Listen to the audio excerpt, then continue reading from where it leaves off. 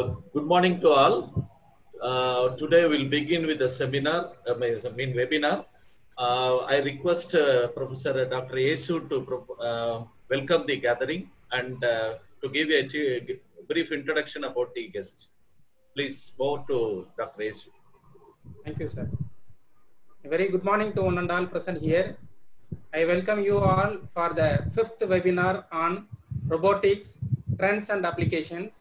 I welcome our resource person, Dr. Dinakaran, Professor and Head of Center for Automation and Robotics, Hindustan University, Chennai.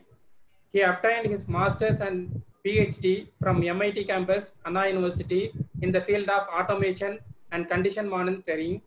He has about 18 years of experience in teaching, research, and industry in the field of robotics and automation.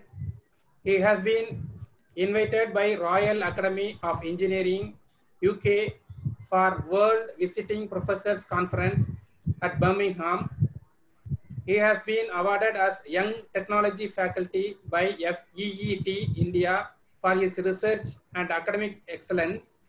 He is an executive member of Condition Monitoring Society of India and member of IEEE, IET, ISNT, ISTE, and AUVSI.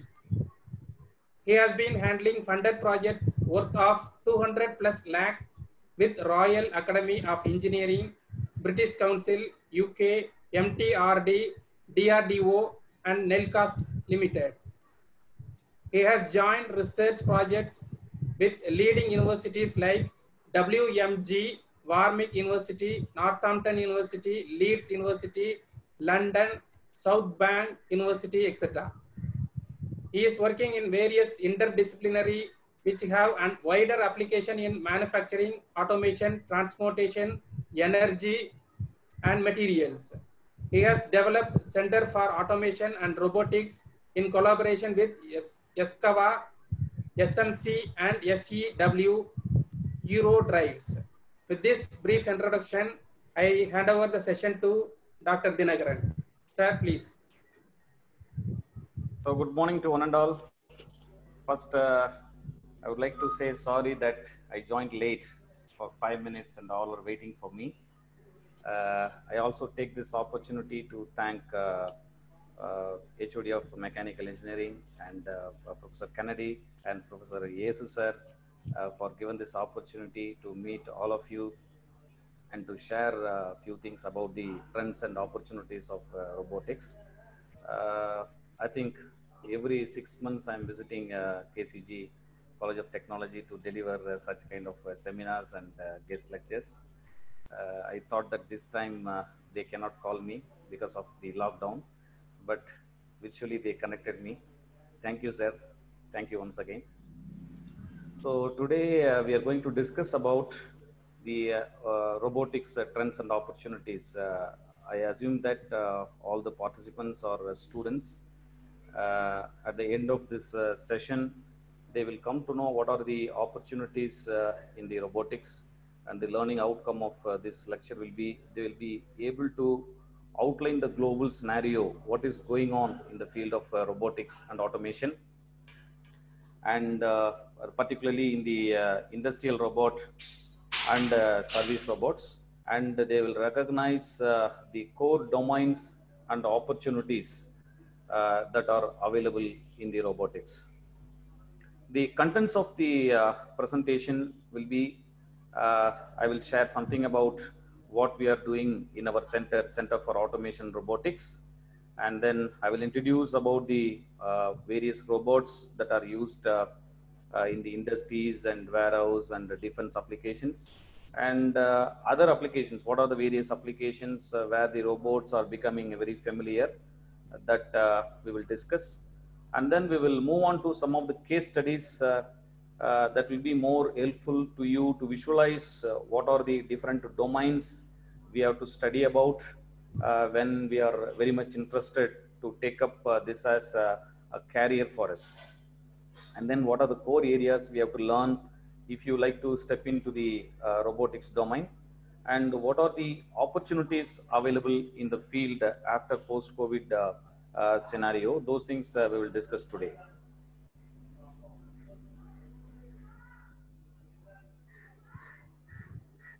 So about the Center for Automation and Robotics, uh, our center is focusing on robotics, automation, artificial intelligence, and virtual reality domains.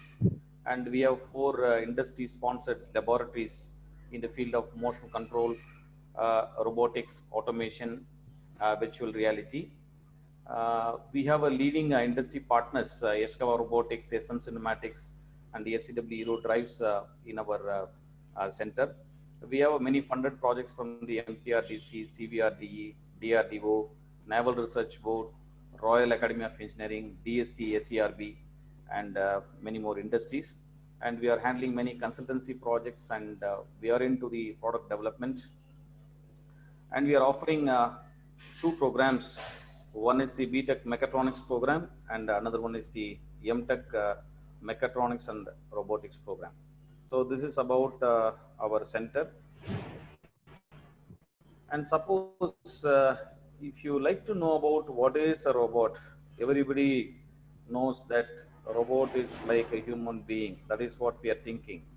But if you see in the industries, it is basically a machine, some intelligent machine that could do some repeated work. That is what the robot is in the industry 3.0. Whenever we think about the robot, Chitti will come to our mind, and the Rajinikanth picture will come to our mind, and we will be thinking that the robot will act like a human being, and it will just mimic the activities of a human being in the various environments.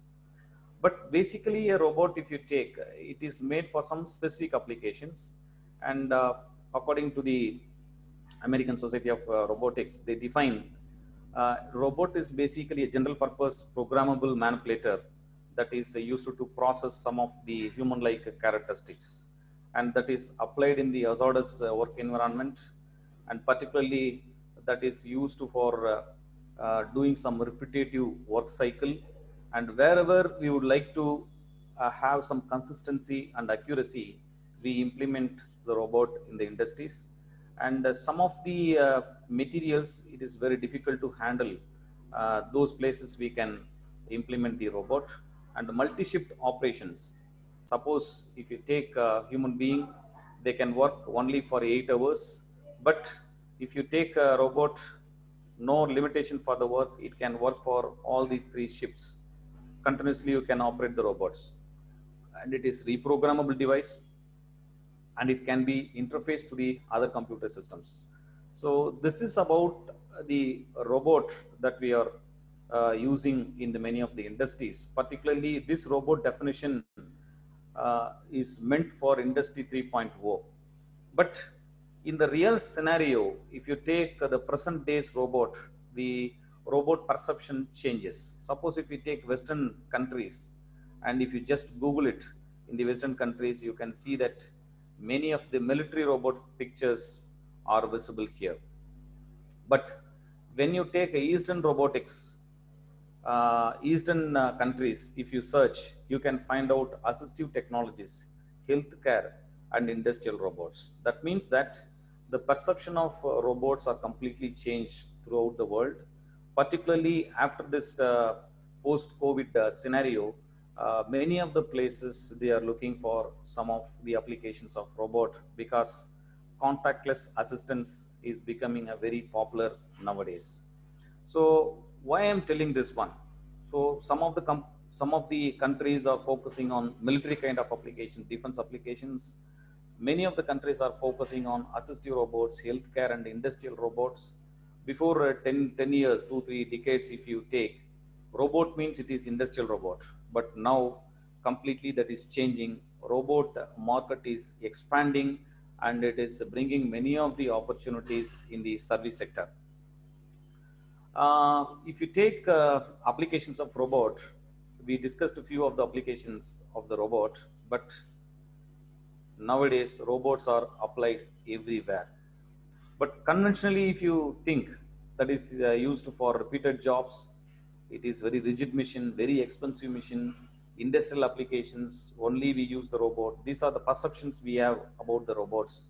But now the robots are becoming very popular in many of the fields. It is the definition of the robot itself is changing. It is very soft, better compliance. It is highly suited for interactions. Particularly, these collaborative robots are very popular nowadays because of some employment problems. All we are thinking about, the robot will take away the jobs. But the introduction of collaborative robots allows the human being also to work along with the robot. Thereby, many of the complex jobs you can do along with the assistance of the robot technologies. And artificial robotic organisms that have a properties of mimicking, greatly extending the capabilities of natural organisms that are becoming very popular in the market. And it is having a wider applications in the assistive domains, healthcare domains, and then the warehouse domains, and many more. This changes the robot definition completely. What we have seen, the robot definition in the industry 3.0 scenario, it is basically a reprogrammable multifunctional manipulator. But nowadays, the robot definition is completely different. There is no need for a robot to be a humanoid, to have limbs, to walk or to talk. Rather, we have a much wider interpretation about what a robot is. That means the robot is combined with the biology and the different applications. Thereby, we are creating many of the robots for different applications. Just think about the impact that is going to create in the global market. We have many wheelchairs. We all are talking about how the wheelchairs are very much useful for differently abled people or physically challenged people.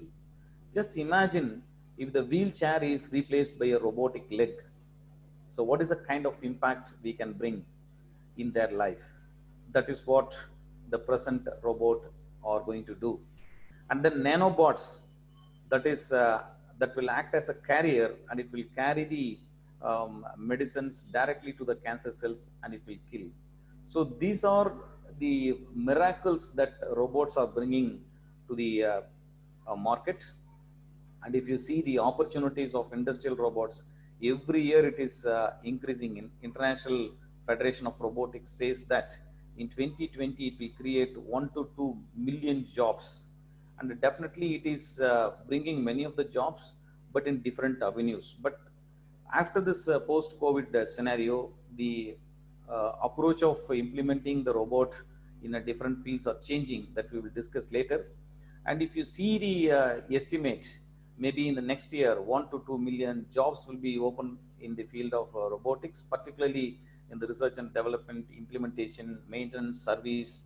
These are the various fields where many jobs will be created.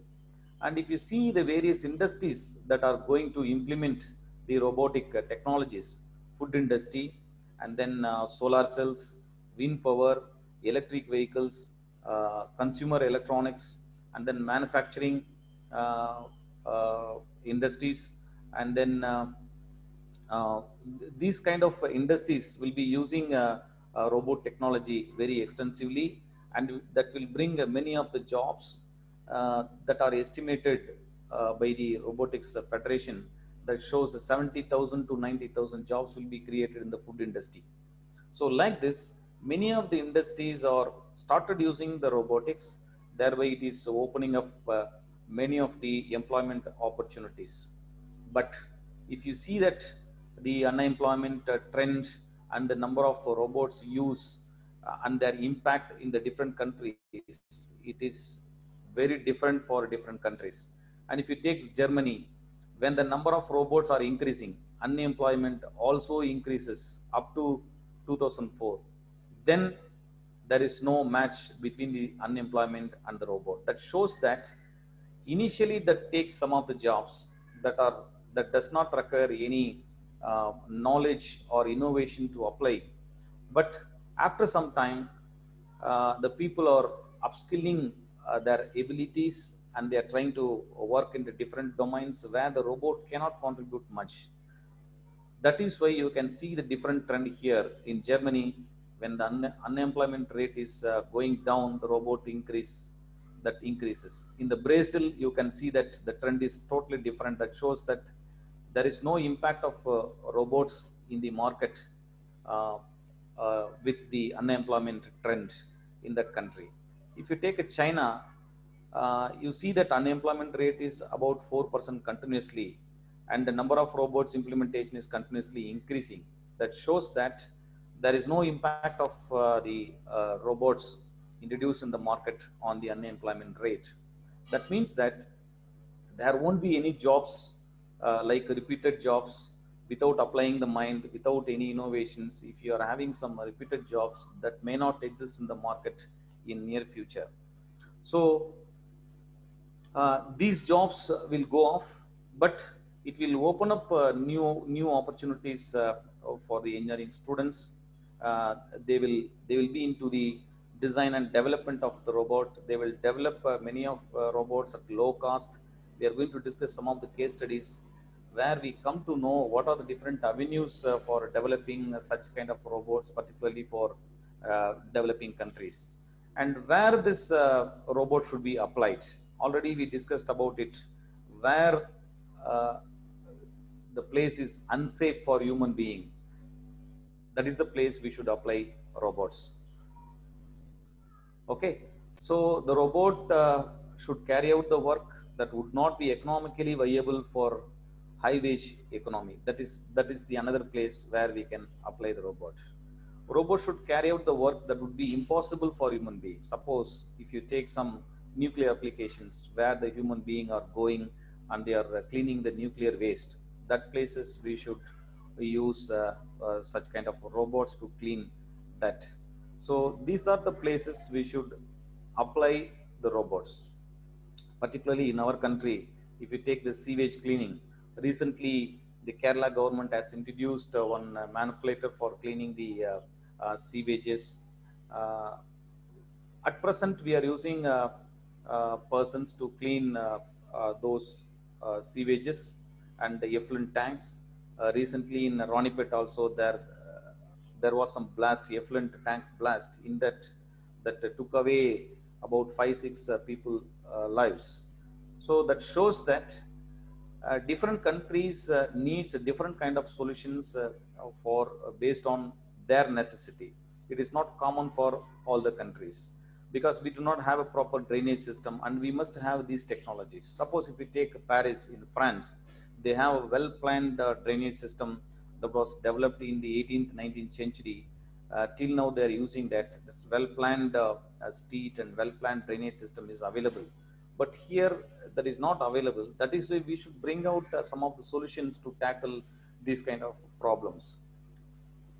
And you see that where the robots are used in industries, particularly handling applications, that means placing some component and place it in the conveyor. Some of the components will come in the conveyor and they will place it on the container. So like this repetitive jobs human being cannot do for 24 hours. That is why robots are used, because it's a repeated task. There is no need to apply the mind, or innovation is not required. There we are using the robots to avoid fatigue for human being. And you take the second application is welding, because it's a very hot environment. Robots are widely used the welding in the industries, and 10% assembly operations, and dispensing processing operation 2%. But if you take present industry scenario in the industry 4.0, all the industries are trying to replace some of the works with the industrial robots. Thereby they are taking some financial advantage. Thereby they are willing to increase their productivity. This is the present trend.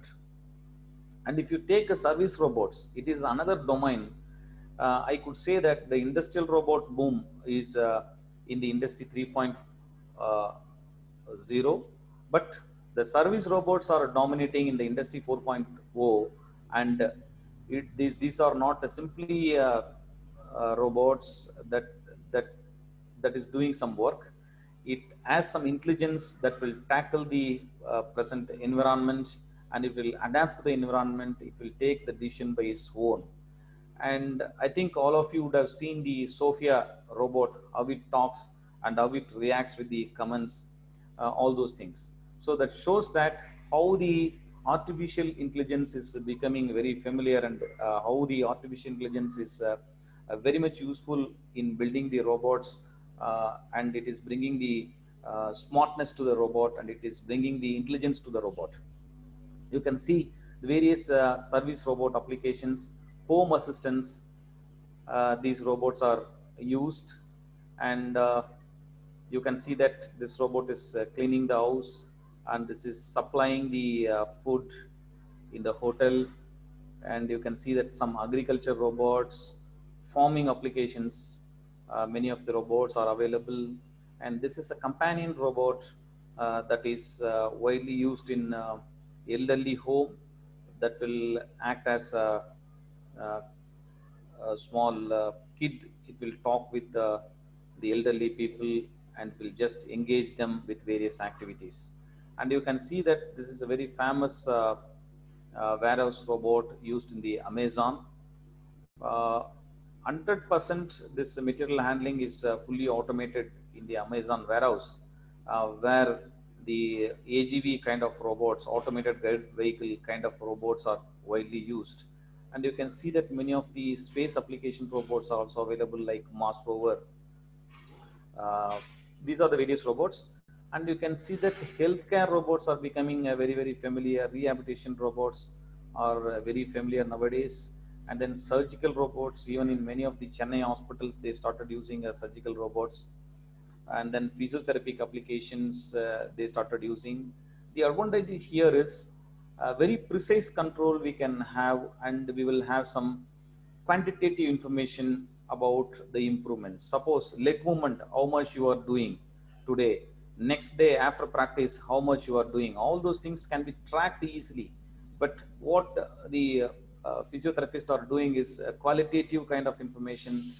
On average, they are assessing and doing their work. But when you use such kind of robotic assistive technologies, you can have some quantitative applications, quantitative measurements of the movements. Precisely, you can control the movements everywhere.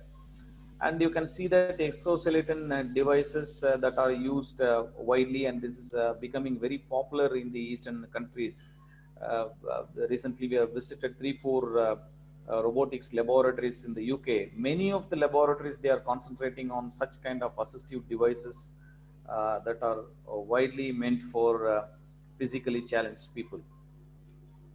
And you can see that how the service robot domain is going to pick up in the near future. There is an estimate by the IFR press conference 2018 that says that there will be 12 million units required in 2021. There will be 12 million units required in the 2021.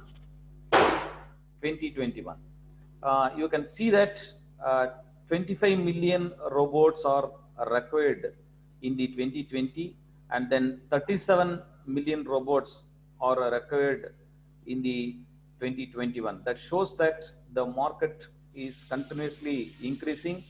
The opportunities are building up continuously.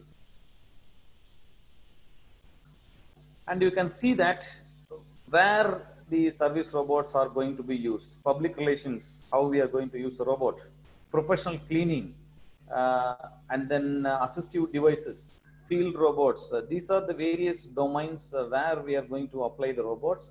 And you can see that this is in 1,000 numbers. And you can see that in 2022, there will be 41,000 robots will be used in the public relations, particularly in the banking sectors, to take care of the customer needs. Many of the robots will be in the place, and they will do all kind of inquiries with that particular robots. And you just think about the post-COVID scenario.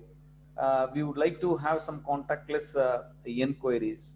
That is why I expect that many of the banks will start using these kind of robots for attempting the needs of the customers. And the professional cleaning, assistive medical devices, and field robots. And you see that every year there is a 20 to 30% increase. And if they conduct this study after post-COVID scenario, if they conduct the study, I'm sure that the percentage will increase maybe 30 to 40 percentage or 40 to 50 percentage. Now we are going to see how the service robots are developed and what are the different modules we should learn to develop such kind of robots. And I would like to share two case studies to you so that you can visualize what are the different modules that are required to build the service robots and what are the core areas we have to concentrate to build such kind of technologies by your own. And recently we developed one robot called Sevili that is used for medical assistance. That is designed, developed by our center, and it is deployed at Rajiv Gandhi Hospital and then Chengalpet Medical College Hospital. And then we designed and developed another robot called Athena that is basically a companion robot that is meant for interacting with the elderly patients, and it will just ask their needs and convey their needs to the caretaker through the mobile app, and it will read the newspapers, and it will tell about the weather conditions, and it will check for mails, and it will read in Facebook. If a small child is there with the grandpa or grandmother, how they will help, how they will engage their grandmother or grandpa. In the similar way, this companion robot will engage if the patient is a bedridden patient, and if you want some a bedpan immediately required, the robot will just navigate to the hall, and if anybody is coming in the vision of the robot, it will just call by name because the face recognition modules are available in that. It will call by name and it will say that, hello, bring a bedpan, your father is asking. So that kind of help the companion robot will do. And we developed another robot called Udumbu. It is used for wall cleaning applications, particularly for chemical tank cleaning applications. It will carry about 57 kg, and another version of that robot is a concrete wall climbing robot that will carry about 25 kg. The idea of this one is we would like to design a robot which is having a payload about 25 to 30 kg, so that without a lift we can send one cement bag to the high-rise buildings for further constructions. This is what the whole idea of this concrete climbing robot. So these are the various robots developed in our center. In that, just I'm going to brief only two robots. I'm not going to take much time for this. Just 10 minutes, one robot, another 5 to 10 minutes for the companion robot, so that you come to know what are the different domains we are working on, how that development is done, and if you like to take your career in that domain, what are the skills you would like to develop. All those things you can see. And you can see here the objective of the Sevili robot. Sevili means it's a caretaker. It's basically a word from the Tamil literature, Sangha Ilakyam. From there we took Sevili means it will do some caretaking work. The goal of this robot is to support the initiatives of the government to stop the spread of COVID-19 through the technology-driven solution. The aim of this one is remote medication and consultation. And you can see that many of the doctors are affected by this COVID-19. And if they are affected, who will take care of the patients? So I think the first preference should be carrying the caretakers, carrying the doctors and the medical frontline. That should be the first work. But very few hospitals come forward to adapt these kind of technologies because of the cost involved and because of the logistics and the training associated with this. And the objectives of this one is we thought of developing a simple robot. Robot doesn't mean that you should always like a human being. Robots are meant for some specific operations, and if you meet out the specific operations, that is sufficient. If you meet out some of the functionalities that are very much required for that particular environment, that is sufficient for a robot. And it will navigate using a simple joystick and mobile app, and it will enable the remote video audio communication operated through Wi-Fi LAN connections, and it is very easy for maintenance, and it is a modular in design. Just we can pick some of the components and easily we can assemble it within a week of time. That's the advantage of this design. Yeah. So the outcomes of that one is improved safety and creating awareness about the isolation. And this is the demonstration of that robot to the health minister, Dr. Vijay Bhaskar, on 21st March. We initially developed one conceptual model, and then we have developed a complete model. And this is the press coverage of that model.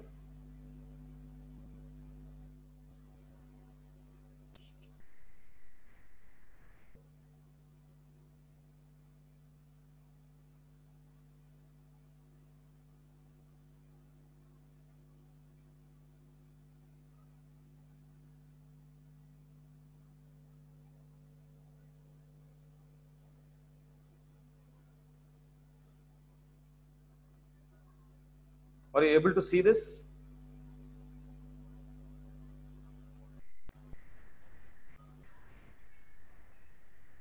Yes, sir, we are able to see.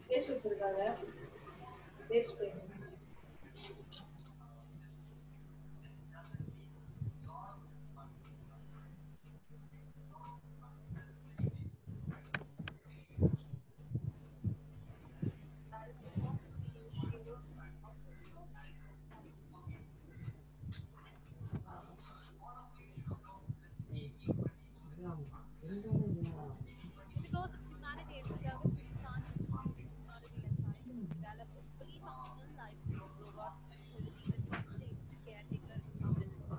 சிவிலி என்கிற சேவை ரோபோட்டை இன்றைக்கு அறிமுகம் செய்வதில் நாங்கள் மிகவும் மகிழ்ச்சி அடைகிறோம். இந்த ரோபோட் இந்துஸ்தான் பல்கலைக்கழகத்தால் வடிவமைத்து உருவாக்கப்பட்டது. இந்த திட்டத்துக்கு ரெனால்ட் நிசான் எங்களுக்கு துணையாக இருந்தார்கள். இந்த ரோபோட்டோட சிறப்பம்சம் பேஷண்ட்டுக்கு தேவையான உணவுப் பொருட்கள், மருந்து பொருட்கள் மற்றும் இதர தேவையான பொருட்களை பேஷண்ட்டுக்கு கொடுக்கும். டாக்டர்ஸ், நர்சஸ் நேரடியாக பேஷண்ட்டோட போகாமல் வெளியிருந்து அவங்களோட கம்யூனிகேட் பண்ண முடியும். அவங்களுக்கு அறிவுரை சொல்லுவாங்க.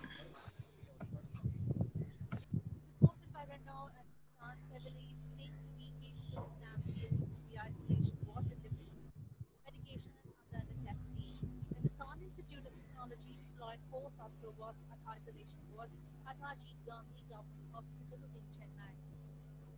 Civili is the brainchild of robotics department of ANRO, led by Professor Dinakaran, head of the Center for Automation and Robotics, amongst other members, including Professor Ramya.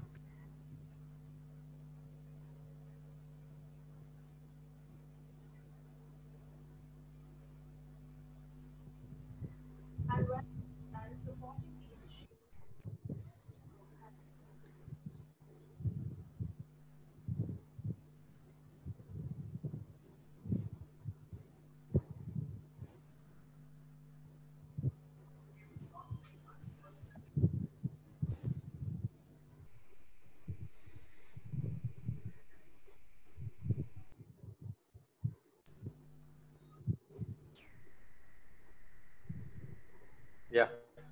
So that's the robot we have supplied to the Rajiv Gandhi Hospital, and then further we have supplied robots to the Changalpat Medical College, and that is hosted by the Changalpat collector, Mr. John. And you can see that the launching of assistive robot in the Changalpat Medical College last month. And this is the delivery of robots to the Rajiv Gandhi Hospital. And this is what we gave some training for the nurses and doctors who are in the isolation ward on how to operate the Civili robot in the isolation wards. So this is about the Civili, and this is covered by many of the media, where how the robot is developed and how they are implemented, who are all visited, and Dr. C. Vijay Bhaskar, Health Minister, has visited that robot, and he has interacted with the patients through this video conferencing facility that is available in the robot with the patients in the Changalpat Medical College. So this is what the robot we developed, actually we are thinking that the robot should have all kind of capabilities like the Sophia has, otherwise the Chitti has. Not required, because we are developing a robot for some specific application. Suppose if you are doing a robot for material handling application, that does not require any kind of artificial intelligence algorithms to be built in that. If you build such kind of algorithms, that may not be used in that particular environment.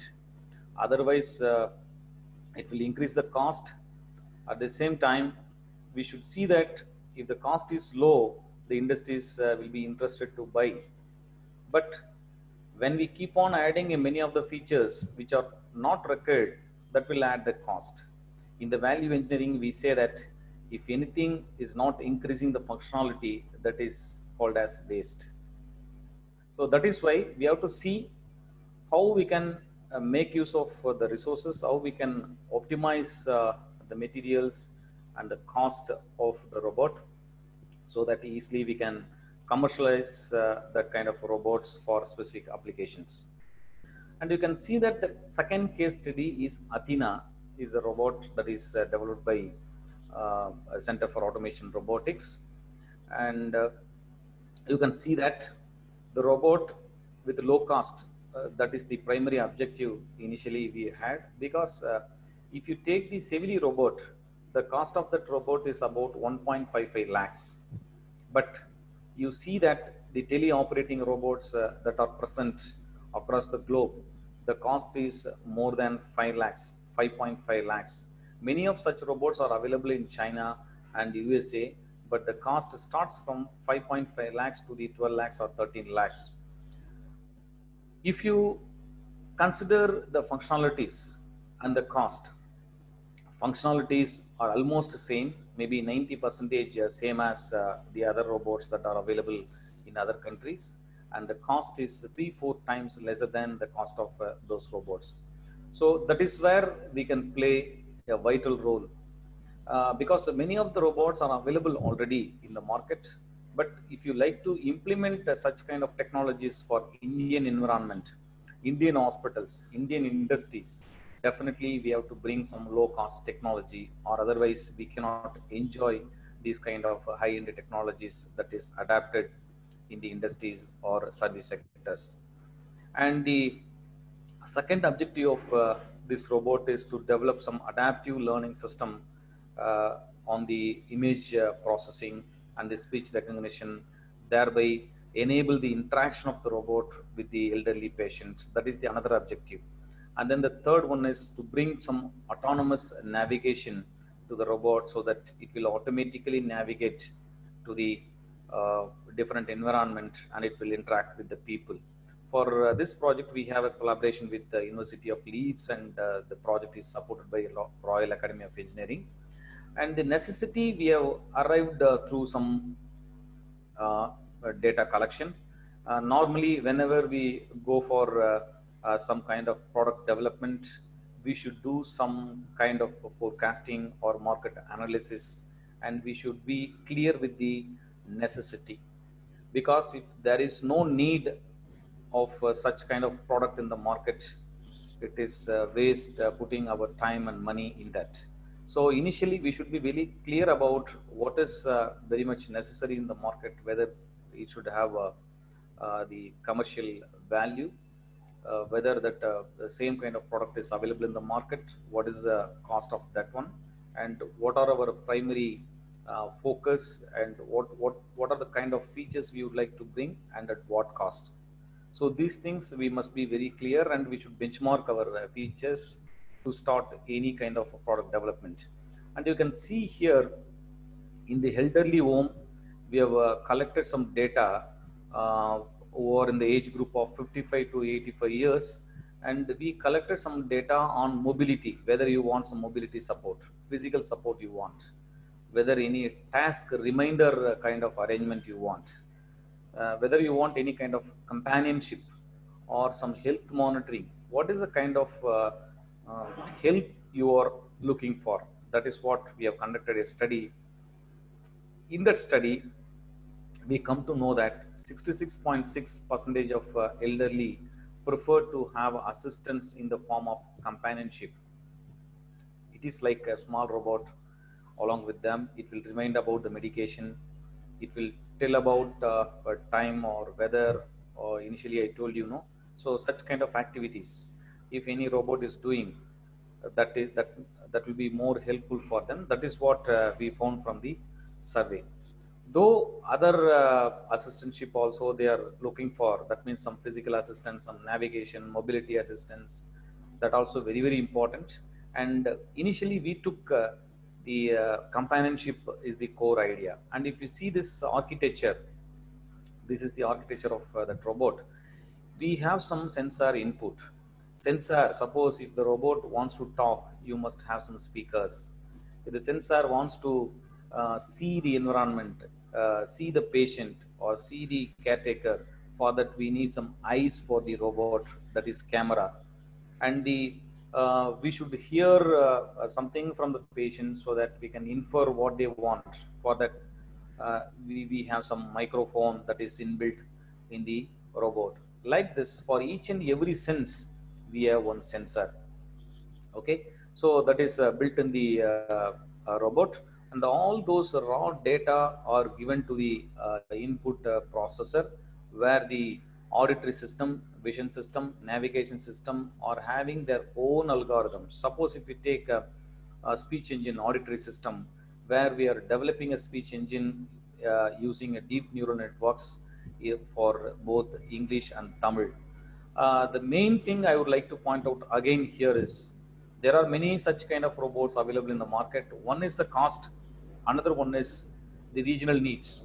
Suppose if you like to use such kind of robots in the bank, the assumption of the robots available in the worldwide is that everybody knows English, but no, many people, they don't know English. So if you develop some speech recognition engine in the regional language, we are developing a speech engine in Tamil. So that is another innovation we can bring in the assistive technologies. We are developing a speech engine in Tamil and English using a deep neural networks, and we are developing a vision system that uses neural networks and artificial intelligence techniques. And then we are using various optimization algorithms for this navigation system. And all those things are synchronized because the image should interact with the audio system. Suppose if it sees somebody in their site, in its site, it has to call, hello, he wants bedpan. Suppose if you like to have an interlink of these two, that means the camera output should interact with the auditory system, thereby it will process and it will give the output based on the image input. That means it will see the person, it will take that image, it will process it. Somebody is standing before the robot, and it will recognize the face, who is that person, and it will call their name. So for the calling their name, this image should be interfaced with the audio system. It will produce the output and it will be delivered through speakers. So this is how we should synchronize all those things. We should integrate all those things, thereby completely we can do that control. Then finally you have algorithms for decision making. Suppose if you are taking some of the words from the patient, it is analyzed in the auditory system, and finally we should bring some decision on what word it is and what should be the reaction for that, whether the robot should move near to that. So all those things we should develop. For that we have many of the algorithms that is built in the robot, and we use the data of emotions and then face tracker, low level behaviors, and then emotional state behaviors, and we process everything. Finally the output will be text to speech and then motor control, and then it will talk something and it will read something and it will move to some place. These are the outputs that robot will do, and it will give some information to the caretaker on some abnormal things happening. So these are the various outputs that is the robot is going to do, for which it is taking many inputs from the auditory system, vision system, and then navigation system. And you can see here how the robot reacts. Suppose this person is a research scholar at Center for Automation Robotics, Hindustan, where he is just smiling, the robot replies smile. So you can see that this face is coming here. And if you are hungry, the robot also will hungry. So this is basically emotion reduction.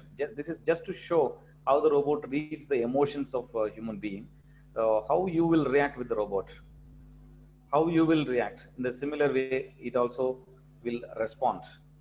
Okay, so this is what the expressions and how we detect the emotions and how the expressions of the robot is given. And this is the demonstration of that robot in the IEEE conference at Apollo Hospital, where the healthcare products are demonstrated. Many of the doctors have interacted with the robot, and they appreciated the initiatives taken by the center to build such kind of robots locally. And you can see that this robot is demonstrated in many of the exhibitions where more than 5 to 10,000 people, common people, public, they visited this robot, and many of the children also have interacted with this robot, and they asked many of the questions. And since it is connected with the cloud, it could bring many of the information, and it can share to the students. These are the two robots that we have developed, and many of such robots are available in the market. As I told you, this is the robot used for building services, iPatrol. It will recognize the face, play games, and then it will control the electrical and mechanical equipments of the building, and it will do a kind of security alerts in the malls and the airports. So, and if you take this robot, Gopal, it has many of the sensors, day-night cameras, leader, microphone array, RFID array, badge readers, and then CO2 detectors. And it will say about any unauthorized people or open doors or windows. It will say some suspicious items, moved items, or water leaks. So these are the applications of these robots. And if you see that the similar kind of architecture is used in the Gopal robot also. I told you in the previous robot that is developed by the Center for Automation Robotics. You can see here the same kind of architecture is available in many of the robots that are commercially available in the market. And you see here automated robots are used for shopping applications. We are also into developing such kind of robots. We started working on that. Some preliminary works are going on. It will tell you about where the products are placed and what is the cost of that. Suppose if the face recognition module is available, and if you are a regular customer, it will suggest you that last time you purchased this, and why don't you purchase, whether you forgot to purchase or you don't want that. All those kind of suggestions it will give in a smart way. That is the kind of robot used in the shopping malls. And just I'm connecting this one with the COVID scenario. In many of the supermarkets, they may come up with this kind of solutions for the contactless solutions that will avoid the spread of virus. And you can see that in the building automation, cleaning applications, duct cleaning, and then floor cleaning applications, automatic floor plan divisions, all those things, scheduling and cleaning, waste disposal. These are the various functionalities the robots are doing in the building. And Wellbot is another famous robot available in the commercial market that will bring the small items to the customers. And it is basically used in the hotels, and it will take the customers to the rooms, and elevator request it will do, and the daily scheduled task, if anything is delivered to that robot that is to be delivered to the customer, it will directly go and deliver those things. Okay, so finally I would like to stress upon the integration of various domains.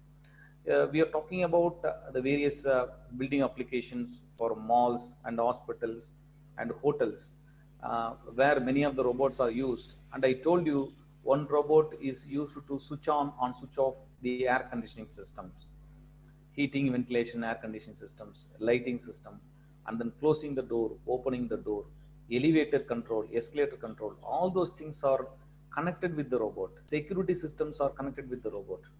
And then you can see safety systems, smoke detectors and alarms are connected, integrated with the robot. So why I am saying this? The robot, if it is a simple robot used for doing some task, no need to connect this robot with any of the devices. In the Industry 4.0, what it says is it connects everything in the cloud and everything is interconnected. Thereby, it is taking the advantage of controlling overall operation. Thereby, it is taking the advantage of increased productivity, and it is improving the utilization of that particular system.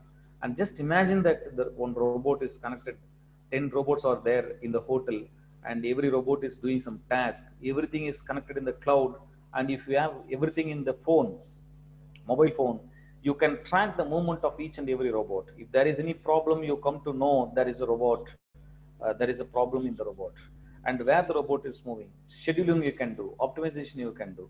That is what the advantage of doing industrial IoT. What we say is IIoT, Industrial Internet of Things. So that advantage we can take it. If you integrate everything through the IoT, we can take the advantage of all those things, improved productivity, quality, everything. How you can integrate it? That is what is mentioned here. If it is for 2 robots and if it is for multiple robots, how it is connected.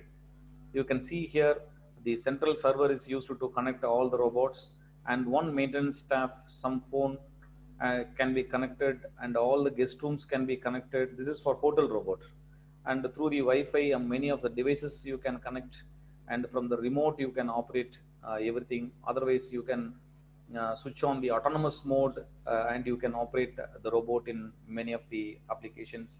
This is what the advantage you can take it. Yeah. Then at last I could point out what will be the post-COVID opportunities.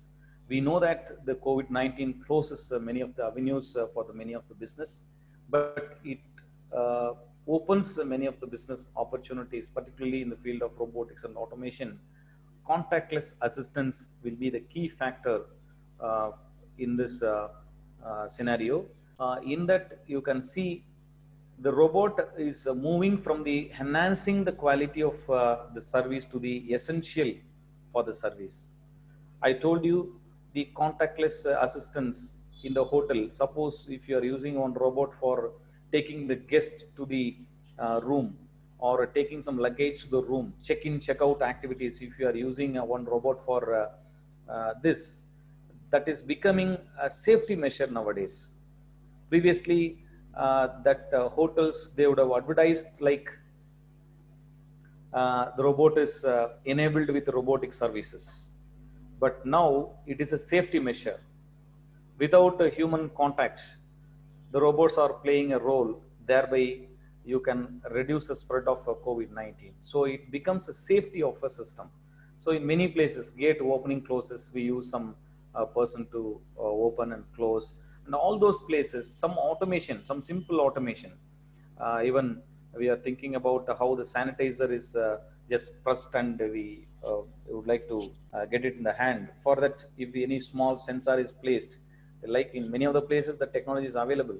If you move the hand near to that, automatically one sensor will recognize your hand is present and it will just discharge the sanitizer. So that is the kind of technologies. Contactless technology is becoming a very familiar.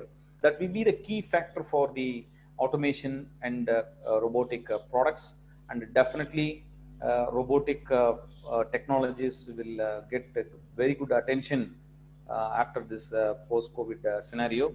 And you can see that the robots for society should be the key thing for Indian kind of scenario. As I told you, for sewage applications, drainage applications, where the human being cannot go and clean that. So those kind of technologies we should use, those kind of places we should use robotic technologies, for which students should come forward, develop those technologies. There is a gap. Why the robots are not used in the sewage applications, drainage applications? Because of the cost.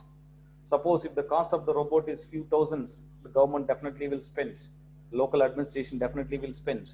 But if the cost is very high, 5 lakhs or 10 lakhs, 20 lakhs, no, because the human being cost, that means the labor cost is cheap here. At the same time, we should consider the employment of the worker, sanitary workers, and we should ensure their livelihood. And the robot can be a collaborative robot. That means that it is operated by means of some workers, and it will do that task. Thereby, we can ensure the safety of that person. So that should be the motivation. So I suggest all the students to think about these solutions, particularly that are very much useful for our country. Though the technology is available everywhere, you can focus on low cost technology, and then regional needs, like how we can develop all those technologies in our country, in our language, for our regional needs. All those things we can think about, and you can attack on the low cost technologies. That way we can succeed.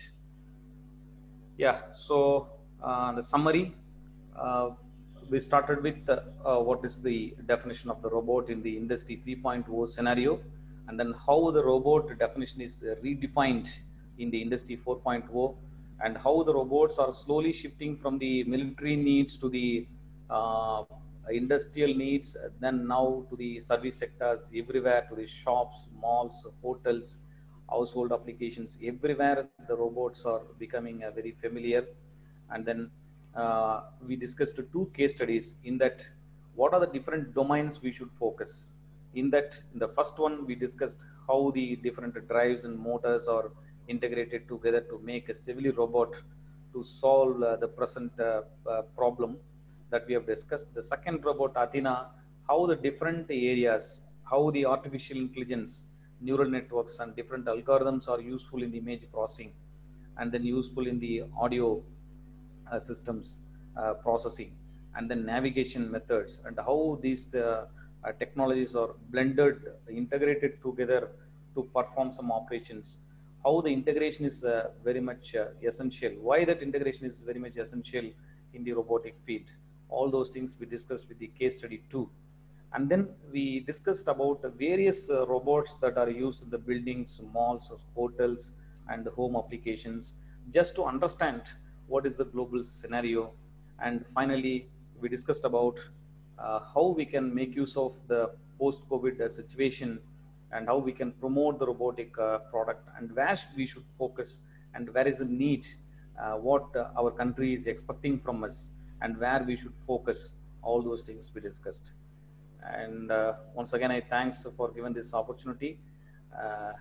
I'm happy to take a few questions from you. Yes, sir. There are a few questions in the chat box. Yes, one question from Mr. Tanika Chalam. Sir, in Yeah. Endran Tamil film, one of the scene, the hero pulled all metals from fighters to his body from long distance. He looked like God-shaped statue. Is it possible to generate that huge amount of magnetic force by robo? See, actually, this magnetic force, in the sense, no need to think about the robot and magnetic technology as a single concept. We are developing some of the robots. I told you, no, this magnetic wall climbing robot. We are using a magnetic technology only. See, we can develop such kind of magnetic force, not at all a problem, because high capacity magnets are available, and definitely we can create such electromagnets, and we can create such high strength magnetic fields. There won't be any problem in that. And you can, if you like to develop a chitty like robot, and if you like to have such a very big strength of magnetic flux, and it is possible only. But it is exaggerated slightly in the movie. Normally they do it. You are asking this question, no? That is because of that exaggeration. Another question from Naveen Sanjay. Sir, is it possible to implement robots to for cleaning underground sewage, drainage, as this work harms the workers in their health? Yeah, definitely we should. That is what I am stressing upon. Such kind of robots should be implemented in the Indian environment to save the lives of our people. It is definitely possible. But the main challenge here is the drainage system is not well planned here. And if you see the drainage system, the pipelines, how they are, what is the dimension of that, and then the complete map of that, and all those things are not available properly here. So we need more rugged kind of robots that will navigate in any kind of environment, and it will take out any kind of materials that is stuck inside the pipelines. And definitely we can develop that. Initially we can develop, we can assume that the pipeline is straight, and we can develop, and then we can develop for some bent, and we can develop for different dimensions, and we can just enable that system for a different torque capabilities. Thereby we can definitely bring out some rugged robot that can be used in this kind of applications. Another question from Mr. Tamal Kumaran. I think it's a kind of battery charged robo. What is the maximum time to recharge it and maximum volts needed? Will it be recharged by its own? Actually, the docking systems are available in the market where the robot can be programmed to directly move to the docking system, and through the induction charging directly it can charge it. That kind of systems are available, that kind of technology is available. We can enable the robot with this system, thereby we can promote the automatic charging. That is one. For your question, answer two, different battery capabilities are available. You know that many of the batteries are available in the market. It's all depends on the cost and how much time you want to charging and discharging, all those things. Different batteries are available. Accordingly, you can select it. Suppose if you charge for 1 hour, if you take the Sevely robot, if you charge for 1 hour, you can operate it about 5 to 6 hours. That is what the capability, lithium ion battery is used in that, and that is the capability of that robot. So in the similar way, what is the time of operation, continuous operation? Accordingly, you can select the batteries, and different batteries are available. Even custom-made batteries also you can make. Another question from Mr. Karthikeyan. Which is good? Yes. The robo work on its own learning or controlled by human via remote control? Which is good? Yeah, it's based on the application. What kind of application? Suppose if you take a Sevely robot that we have developed, the hospital environment is totally unknown. See, the Chengalpattu hospital layout is totally different from the Chennai Medical College Hospital. And if you like to use this robot in the Thoothukudi, the layout will be totally different. And the people who are moving inside the ward, they may not follow some of the protocols or discipline all the time. So that we cannot assume these things. We cannot take risk. That is why these robots are RF-based remote operation robots, tele-robots. It is controlled by human being, but within 1 or 2 kilometers surrounding, anywhere they can sit and they can just see that video camera, and directly they can move the robot near to the patient, and they can interact with the patient.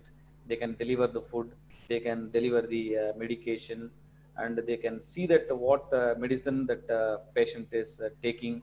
All those things are possible. For this application, the remote control is sufficient. But suppose if you are going for known environment in the industries are using AGVs, automated guided vehicles, where the environment is known, and there will be a discipline in the material flow.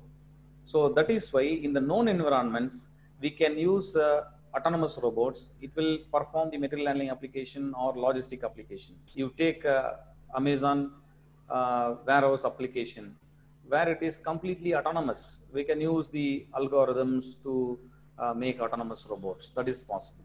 Third category you can take, you can use a blend of these two technologies. Where you have a known environment, we can go to the autonomous mode. Where you have unknown environment, you can go to the remote mode. And then next question you asked is about which is best, whether autonomous or the remote operated.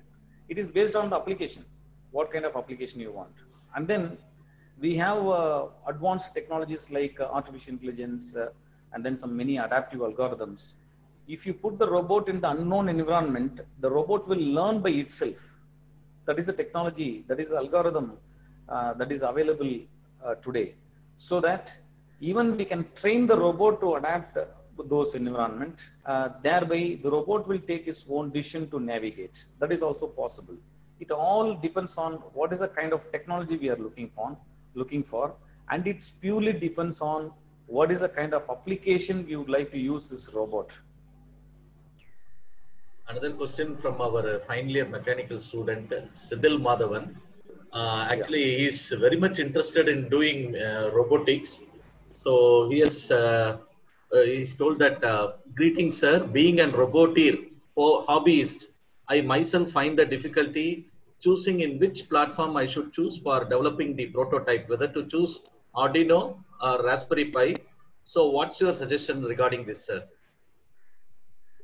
Actually, the platform is immaterial. What is the kind of application you are using? Suppose if you are doing some autonomous kind of application, the Arduino board may not be suitable for that. Even if you take the robot, again I'm telling about the Sevili robot that we have developed. Initially we thought of using the Arduino board, but the kind of audio video processing that is available in the robot that is required for this model that is not supported by this Arduino board. Because of that heat problem, we could not use that board. So it is all about what is the kind of application you are going for. If it is a simple on-off control, or if it is very simple automatic control, you can go for Arduino board, no problem. It is basically industry grade processor only. You can go for it. But if you are handling a more number of data, and if you are operating that robot for more number of times, that means we should think of the heat dissipation and processing speed, and then what frequency you are operating. All those things we have to see. Accordingly, we should go for some processor. Another question from our third year student, Deepak Hariharan. For robot, what kind of battery life can they have? Yeah, battery life, I think there are two things. In fully charged condition, how much hours the robot will run. That depends on the battery capacity. I told you that 6 hours to 8 hours continuously that can run if you take the Sevili robot. And battery life, definitely it all depends on what type of battery you are using. See, in our normal day-to-day use, in our home applications, we are using Excite battery or Amaran battery with the what is that, inverter, is it right? So how many years we are using? It is just a power source. The similar thing, similar application, we will be using the same battery somewhere else, is it right? So it all depends on what is the type of battery we are using, and what is the kind of application we are using that robot. Accordingly, you can select the battery and you can use it. Another question from... Normally 2 to 3 years they give the warranty. No, 1 to 2 years they will give the warranty, any battery. Another question from Deenul Roshan, second year mechanical student. Is it possible for a robot to drive a car? I'm asking this question because in some scenario, robot can't take decision like human does. Yeah, definitely. The question you asked is, the Google car is available. I think you would have seen it in the YouTube or somewhere. That is in the research level. And that car is fully autonomous. It will go, it will navigate, it will see the persons, whether they are present or not.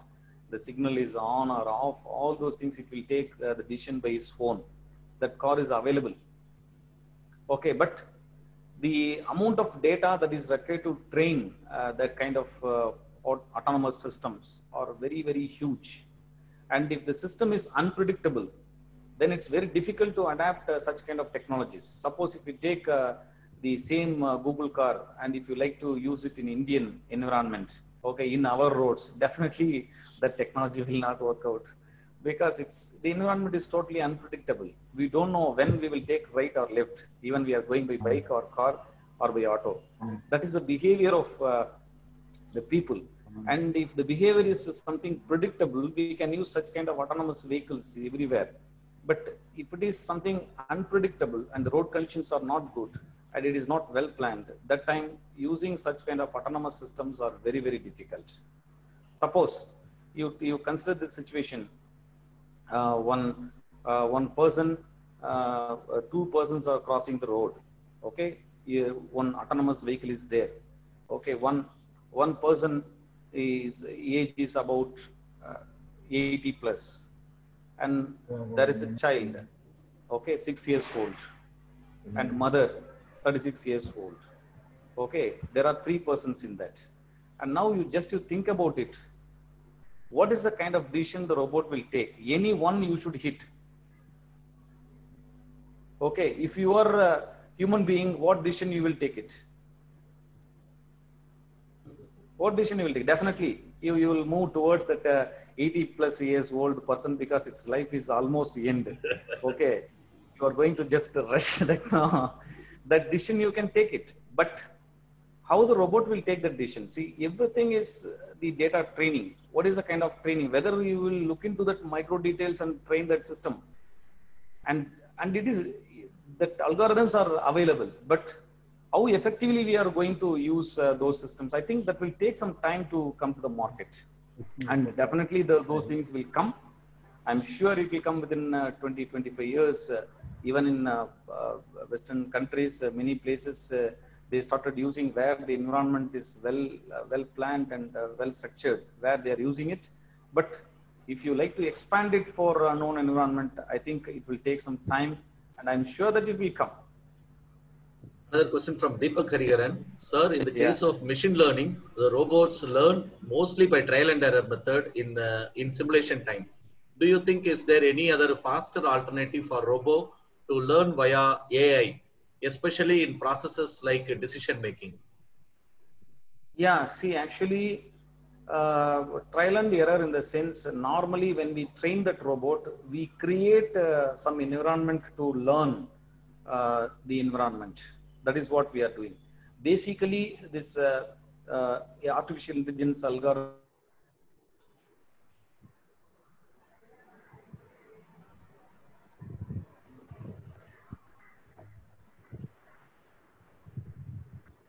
the data, how many data are available to you. Okay, that decides the accuracy of data, and based on that, the robot will take a decision. Hello. Am I answered your question? Yes, sir. Yes, sir. So there's a voice break actually. One more question from Shabir Ali.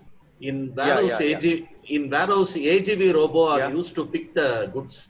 What is logic behind the anti-collision? Since many robo are moving simultaneously in junctions in path. Yeah. See, actually, anti-collision algorithms are available where they use the sensors. Okay, some laser kind of sensors or ultrasound proximity sensors are used to detect the presence and absence of the object near to the robot. When it is moving, it will communicate to the nearby robots and it will stop, and it will permit one robot to go. So there is a scheduling algorithms. I think you would have studied these things in the operation research, where how you can plan the scheduling kind of operation. Suppose if you are using 100 plus robots simultaneously operating that, how you can schedule that robot, and then autonomously how you can control that and how you can avoid the collision. All those things you can bring it by the optimization algorithms, and you can bring the information about the obstacle avoidance or collision, anti-collision through the sensors and the controllers available in the robot. It's possible. Another question from Sindhil Madhavan. Sir, I have been developing a project for which I need an FPV transmitter. So come across many FPV, and I found a Dragon Link and a TBS Crossfire. Which one do you think best? See, you just post this question to my mail. I will just find out and tell you. Okay, I could not understand directly your question and what kind of application you are looking for. You please post through the mail. I think dinakaran@hindustanuniv.ac.in. That's my mail. I think your professors will share the mail to you. You please post and I will check and reply to you. He is our student, sir. I will ask him to contact you. Please guide him. Yes, he is sir. very much interested in robotics. Yeah, sure, sir. Sure, sir. And another unknown person asking about the cooking robots. Ah. Oh, cooking robots. See, why is unknown person? Some number, some number. Okay. His name Oh, is some not. number. His name is not displayed. Since he is asking about cooking, whether he is hiding himself, that he doesn't want to show the face. Okay, see, anybody should can cook, whether it's male or female. That's not a problem. No need to hide for that. See, the cooking robots are becoming a very familiar. Dual arm robots are very familiar nowadays in the cooking. I think Yeshkawa also developed one robot, and that is used for cooking. And many such kind of robots are available in the John, market. But because of the hey, red எடுத்தாங்களா? red Sir, எடுத்தாங்களா? sir, Kannan sir, please unmute பண்ணுங்க sir, please. yeah, see, because of more number of variables in the cooking, so it is very difficult to design a universal kind of robot. I think based on the region. Suppose if we take Tamil Nadu, the cooking habits are completely different compared with the North India or otherwise Eastern, Western countries or something. Is it? So such kind of robots are available, but some customization is required, and lots of works are required to customize the robots for this application. And one unknown person again. Robotics and disadvantages. You want to know about the disadvantages of robotics? Yeah, disadvantages of the robotics. Yes. Okay. See, normally the problem is when the more number of robots are used by the industries, that will create some unemployment problem initially, and then there will be a switchover period. After that, the people will get trained in the different technologies and they will adapt it. So initially, the people will face such kind of problem. Like when the computers are introduced in the market, there will be a great opposition for that move. Okay, that after that we fetched that market, and now we are flourishing in the service industries. Is it right?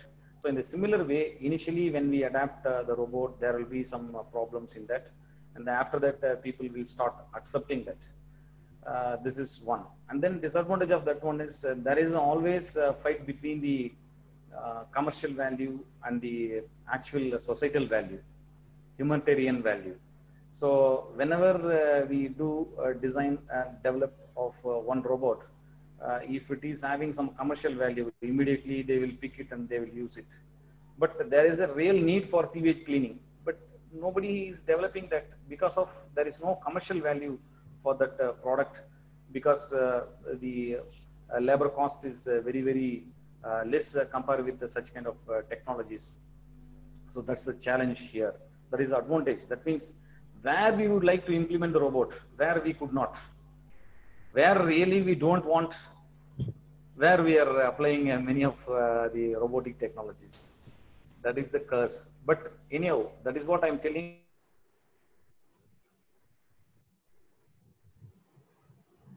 Hello. We can see that definitely the changes will happen in many of the places. Sir, thank you, sir. You have Hello? answered for Yes, please. almost we have you have answered for all questions, sir. Yeah, Thank you very much. I request Professor Dr. Kannan to propose the vote Hello? of thanks. Hello, sir. Sir, is it audible, sir? Hello? Hello? Hello? Hello. Hello? Connection. Sir, shall I start? Yes, sir. Please propose the vote of thanks, sir. Just a minute. We'll wait for Dr. Thinagaran. I think he's having some connectivity problem. Just a minute. Sir, Thinagaran, sir. Hello. Thinagaran, sir. Hello. Yes, sir. Is it audible, sir? One second, sir. 1 second. Okay. There is some. Okay. So if you are interested, please contact us. And if you want any kind of internship kind of arrangement in our center or the department, you are welcome. And we are ready to provide internship for KCG students. And you can work in the live projects in our center. Particularly for final year students, if you like to pursue your postgraduate studies I think we invite you to visit Hindustan, and you can see that what are the kind of projects we are doing, and how that will be very much useful for you to build your career. Because the project, the amount of funding that we have definitely will give a good platform to learn about the robotics technologies compared with other institutions. I could proudly say that that environment and the laboratory facilities, the infrastructure, and the project that we have definitely will be very much useful for you to do the post-graduation in the Hindustan. If you like to have any kind of internship or training, or if you're interested in the postgraduate studies, visit us, and you can visit our site also. You can see many of the information in our site. We welcome you to visit Hindustan once. Yeah. Sir, thank Thanks you. for giving this Definitely we'll be using you in our future. Your expertise, also Yes, sir. your lab facilities, definitely our students and faculty will be using. Now I request Professor Dr. Kannan to propose the vote of thanks. Over to Dr. Kannan. Good afternoon to one and all present here. I am Dr. Kannan, Professor Mechanical Engineering, KCC College of Technology. On behalf of our management, we thank Dr. Dinakaran for sharing the various opportunity in robots and answering all the questions related to robots. His insight into the field was very new and ignited our spirit of many to pursue robotic engineering. We thank you, sir. Also, we thank all of the panelists and participants. Hope we all had a nice session. Thank you all. Thank you very much, sir. Thank you, sir. Sir, thank you. Thank you very much. Thank you, sir. Thank you all participants, Thank you. panelists, Thank you, sir. first person. Thank you.